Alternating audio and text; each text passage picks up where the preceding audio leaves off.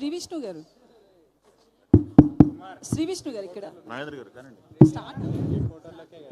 Hello hello Vasu గారు, ముందు మిమ్మల్ని అడుగుతాను నేను, ఎందుకంటే నేను I will come to Vishnu on the second trip. ఇక్కడ ఎందుకు మిమ్మల్ని అడగాలనుకున్నానంటే నేను I have my own strong reason. ఇప్పుడు మీరు మొన్న చేసిన Thandel cinema really it created wonders and ripples all over the market and trade everywhere in the world of audience. అంత పెద్ద హిట్ తర్వాత అంత కంపోజిషను అవన్నీ సెట్ అవ్వడం అన్నది సినిమాకి చాలా కష్టం. అవన్నీ తండేల్ సినిమాకి బాగా సెట్ అయ్యాయి. ఇప్పుడు ఈ సినిమా ఇమీడియట్గా వచ్చే సినిమా అంత ఎక్స్పెక్టేషను ఈ సినిమా మీద ఉంటుంది. వాట్ ఆర్ ది ఫ్యాక్టర్స్ అండి, ఇఫ్ యూ కెన్ రియల్లీ అంటే చెప్పాలి ఈ సినిమా ఆడడానికి ఇంత దమ్ము ఉంది అని చెప్పాలంటే 1, 2, 3 పాయింట్లు ఏం చెప్తారు సార్ దీనికి? Only entertainment you want to say? Yes, ఎందుకంటే నవ్వించాలి, దీనికి నవ్వించాలి అంతే. Let Vasu speak sir. ఇది నవ్వించాలి. ఇప్పుడు తండేలు అంటే ఒక హానెస్ట్గా ఒక కథ, నిజంగా జరిగిన కథ, అంత హానెస్ట్గా చెప్పాము. ఇది వచ్చి నవ్వించాలి, టార్గెట్ వచ్చి నవ్వడం, డబ్బు వాళ్ళు ఇచ్చిన డబ్బులకి ఇంకా ఎక్కువ నవ్వించి బయటకు పంపడం. అంతకన్నా ఈ సినిమా ఎక్కువ ఆలోచించలేదు మేము ఎవరు కూడా. అంటే లైక్ మ్యాడ్ ఆయన అలాగే చెప్పాడు ముందు, ఇది నవ్వడానికి తప్పితే ఇంక దేనికి పనికిరాదని ముందే ఒక లేదు. దీంట్లో చిన్న కథ ఉంది, స్క్రీన్ ప్లే మంచి స్క్రీన్ ప్లే ఉంది, దాంతోపాటు నవ్వించడమే మెయిన్ టార్గెట్ ఉంది. Okay okay. నౌ విష్ణు, అంటే మీ దగ్గర నుంచి సినిమాలు ఎక్స్పెక్ట్ చేసే audience are your followers, otherwise మీ సినిమాలు అనగానే ఏదో చాలా గట్టిగా ఎక్స్పెక్ట్ చేసే ఒక సిచ్యువేషన్ మీకున్నది, ఒక టిపికల్ సిచ్యువేషన్.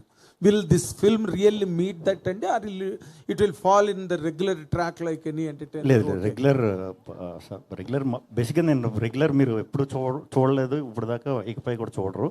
ఖచ్చితంగా కథలో మ్యాటర్ ఉంటుంది.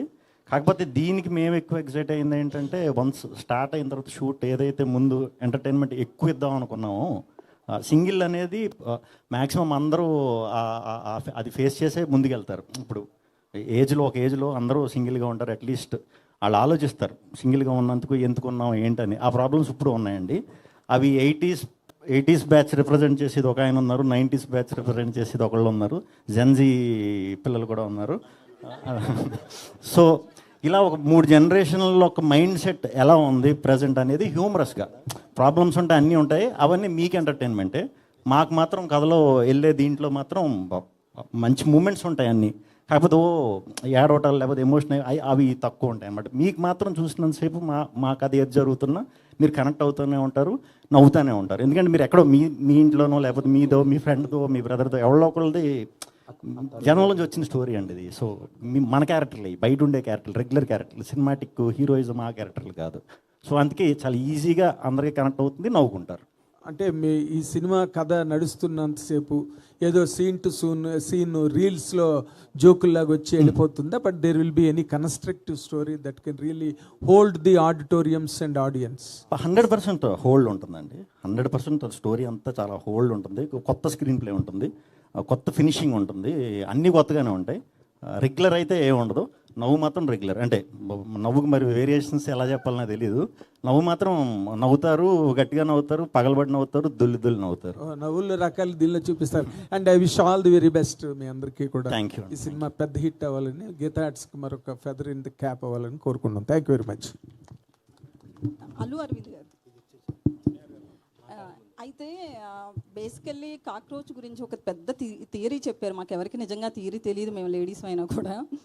సో అది నిజంగానే ఆ థియరీ ఉందా? వచ్చిన తర్వాత నేను అబద్ధం చెప్పేది కాదు, ఇది ఉంది, కాక్రోచ్ థియరీ ఉంది. ఆటం బాంబ్ పడినా అది వెళ్ళే ప్లేస్కి వెళ్ళి it saves it self because it doesn't have blood అని ఈ థియరీ ఉందండి.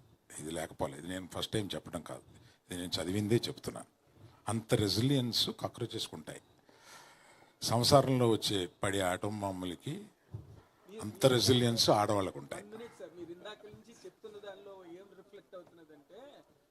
ఆడవాళ్ళు కాక్రోచెస్ లాంటి వాళ్ళని రిఫ్లెక్ట్ అవుతున్నది. But the resilience of the cockroaches where it will never die even under the nuclear explosion. ఆడవాళ్ళు కూడా అంత రెసిలియన్స్ గా ఉండగలరు అన్నది, అంత శక్తివంతులైన ఆడవాళ్ళని చెప్పాం సార్, అంతే. అప్పుడు there won't be any problem. అయితే ట్రైలర్లో ఒక 3 అంటే అబ్బాయిలకు ఉన్న క్వాలిటీస్లో 3 చెప్పారు కదండి అల్లు అరవింద్ గారు. ఇక్కడ ఆల్ఫా అని, మాస్ అని, చబ్బి అని. సో మీరు ఏ టైప్ యంగేజ్లో ఉన్నప్పుడు? నేను పరమ పొరంబోకు.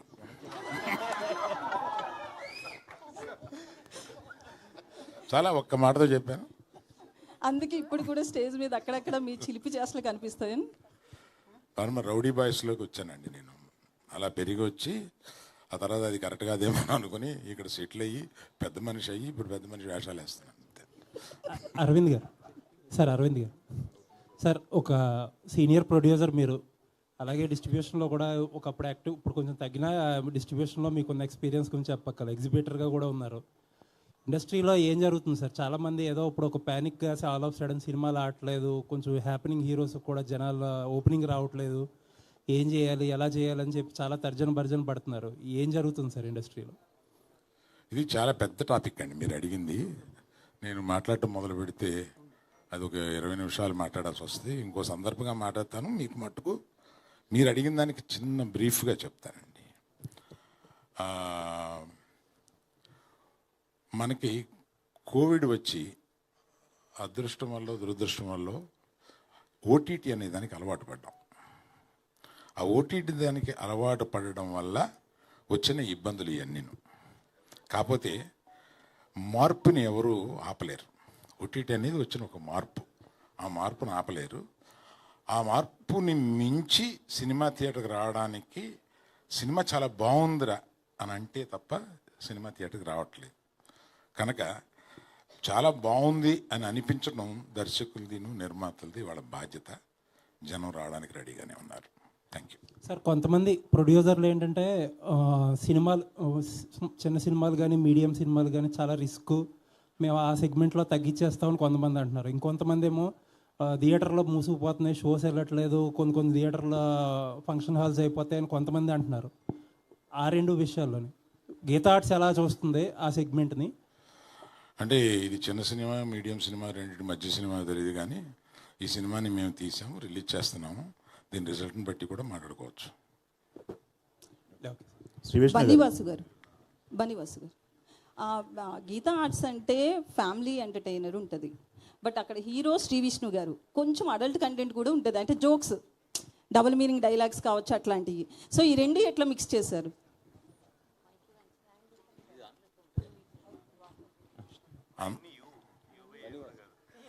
ఎవరు చెప్పినా ఓకే.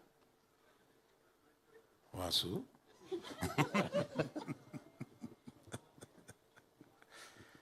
అందులో అంత డబుల్ మీనింగ్ డైలాగులు ఏం లేవమ్మా, నాకేం కనపడలేదు. నేను ఇందులో ఉన్నాయనట్లేదు. శ్రీ విష్ణు గారిది లాస్ట్ 3-4 మూవీస్ చూస్తే ఎక్కువగా డబుల్ మీనింగ్ డైలాగ్స్ ఉంటాయి. సో మీది చూస్తే ఫ్యామిలీ ఎంటర్టైనర్ ఉంటాయి మీ మూవీస్ అన్ని. రెండిట్లో ఎలా మిక్స్ చేశారని అడిగాను అంతే. నేను ఆయన ప్రీవియస్ సినిమాలు చూడలేదు. విష్ణు గారు, ఇంకోసారి అబద్ధమే ఆన్సర్ అవుద్దమ్మా.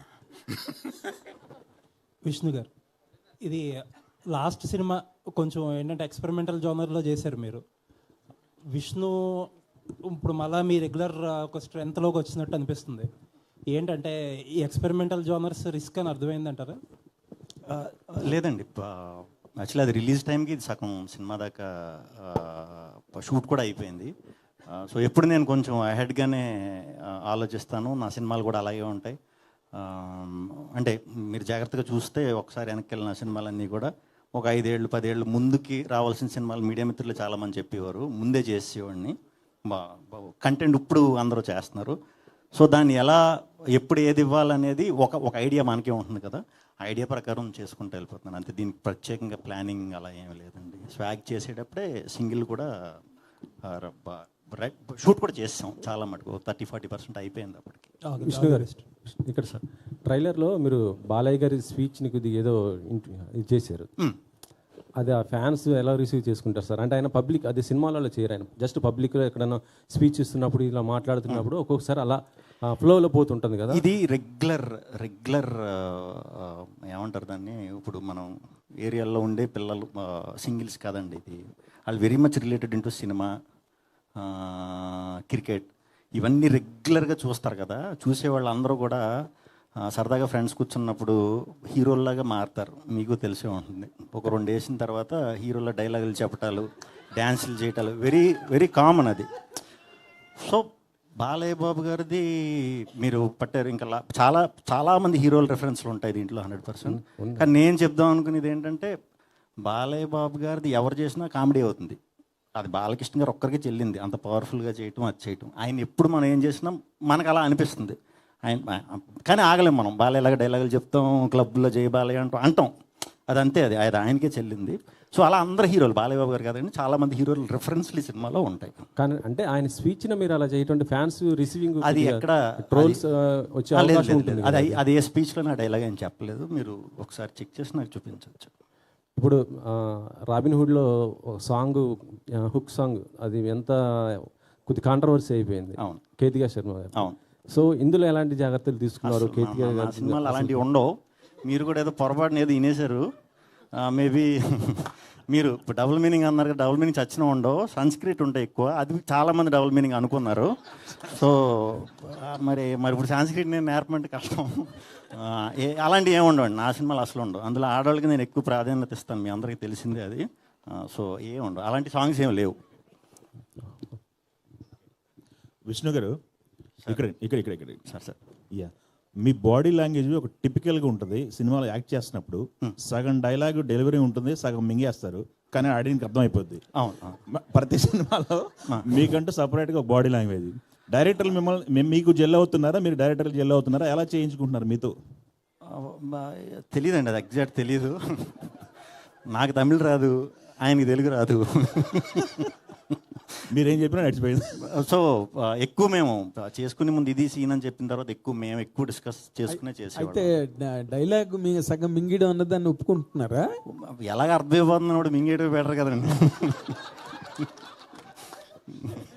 కార్తిక్ రాజ్ గారు, జస్ట్ మినిట్. ఇప్పుడు గీతాట్స్ అన్నది it is known for it's black busters and land marks right from the day one. ఇప్పుడు కాదు. అండ్ అల్లు అరవింద్ గారు చాలా డెలెక్టబుల్గా దాన్ని ఎగ్జిక్యూట్ చేస్తున్నారు even in this generation with this young batch. ఇప్పుడు ఈ మధ్యన కూడా వాళ్ళన్నీ హిట్లులోనే ఉన్నారు గీతాట్స్, under the ages of Bunny Vas గారు అండ్ ఎవ్రీబడి. ఇప్పుడు మీరు will you guarantee the గీతాట్స్ and the followers of గీతాట్స్ and fans of Geetha Arts that this film is also going to hit the bullseye? గట్టిగా చెప్పగలరండి మీరు? బిఫోర్ స్టార్టింగ్ దిస్ తెలుగు వరాదా? ಇಲ್ಲ నేను చెప్తాను సార్, అది నాకు తెలుగు అర్థం అవుతుంది, బట్ మాట్లాడడానికి కొంచెం కష్టంగా. Okay. So before starting this movie, when Aravind sir accepted this movie, till now I have a pressure of like when the final product, when Arvind sir sees what is going to be his reaction, is a big pressure for me, because getting a chance in Geetha Arts is not an easy joke, because a lot of directors are trying. Yes. And it is really a lucky moment, a blessing moment for me to get an opportunity. Definitely it will be a happy product for Arvind sir, I can confidently tell. Okay. Yeah. Bunny Vas గారు, hi అండి, myself Hema Malini here. కాదు sir Q&A పెట్టినప్పుడు అందరూ అడుగుతాం కదా sir. Okay sir, ఏంటంటే like mad వచ్చినప్పుడు sequel కూడా వచ్చింది, డీజేటీలో వచ్చినప్పుడు కూడా సీక్వెల్స్ వచ్చినాయి. మరి హ్యాష్ట్యాగ్ సింగిల్ యూత్కి అంతలా కనెక్ట్ అయ్యేది, మరి దీనికి కూడా ఏమైనా సీక్వెల్ ప్లాన్ చేస్తారు? కరెక్ట్గా చెప్తారు దానికి. మీకు ఎండ్ చూస్తే అర్థం అవుద్ది 2 ఉందని. అది ఇప్పుడే నాతో చెప్పిచ్చేస్తున్నారు మీరు, సింగిల్ 2 ఉంది. సూపర్ చేయడం దానికోసం అట్లా చేసాం. విష్ణు గారు ఇక్కడండి. సో యాక్చువల్లీ ఇక్కడ పోస్టర్లో సబ్జెక్ట్ HHVM రిలీజ్ అని పెట్టారు. చెప్పాలి ఇప్పుడు నేను? చెప్పండి. అది హరిహర మహావిల్లో అండి, మేము తప్పుకుంటామని ముందే మెన్షన్ చేస్తాం, అంతే కదా ఆబ్వియస్లీ. అండ్ ఇందాక అన్నట్టు కూడా సంస్కృతం అన్నది మీరు వాడతారు, అది అర్థమైపోతుంది కూడా అందరికీ. సో ఆల్రెడీ లాస్ట్ మీ 2 సినిమాస్లో కూడా ఆ డైలాగ్స్ అన్నది like it is like gambling of, కొంచెం ఎక్కడ దొరకకుండా గ్యాంబ్లింగ్ చేసినట్టుగా అనిపిస్తాయి ఆ సంస్కృతం డైలాగులన్నీ. But everyone will understand that. ఈ సినిమాలో ఆ పోర్షన్ ఎంతవరకు ఉంటుందంటే వాట్ విల్ సే? అది ఓటీటీలోకి వచ్చాక అర్థం అవుతుందండి, ముందు అర్థం అవ్వదు. ముందు అర్థమైపోతే అది అంటే ఈ సినిమాలో ఎంతవరకు ఉండొచ్చు? లేదు, మామూలు 1Xలో చూస్తే మీకు నా భాష నా అంత ప్యూర్ తెలుగు ఎక్కడ కనిపించదు మీకు. 2Xలో అయితే కొంచెం మారుతుంది, 3X అంటే మారుతుంది. అది ఎవరు చేసినా మారుతుంది, కానీ అది ఎందుకో చేశారు మరి అలాగా. All the very. మామూలుగానే కొన్ని డైలాగులు ఇంది 2x లో రన్ అవుతా ఉంటాయి. అవును సార్. అంటే సార్ మాట్లాడుతున్నప్పుడు కూడా అలాగే అనిపిస్తూ ఉంటుంది sir. And thank you very much. Thank you press. Please take our film to the people and see that it is a success. You are a part of always our success. You are a part of it. Thank you very much. Good luck. Thank you Aravind garu, thank you Bunny Vas గారు.